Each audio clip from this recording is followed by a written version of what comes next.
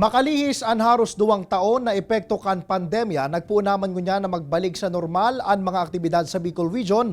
Alagad kasabay kay ni liwat man na nagsakat ang kaso kan COVID-19.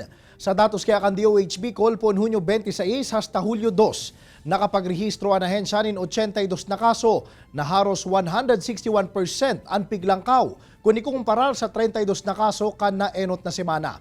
Kan Hunyo 19 hasta 25, nasa 4.75 pa sana ang daily average cases kan COVID-19 sa rehiyon, alagad bigla ining nagsakat sa 11.71 kan nakaaging semana.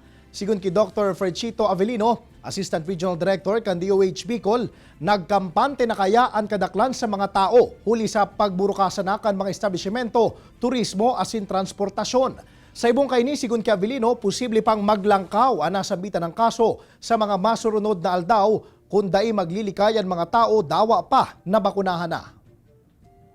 Ang pagbabalik ng mga ating gawa-gawa o ating ugali na sang-tabi na natin po ang paggamit ng mga preventive measure tulad po ng paggamit ng face mask,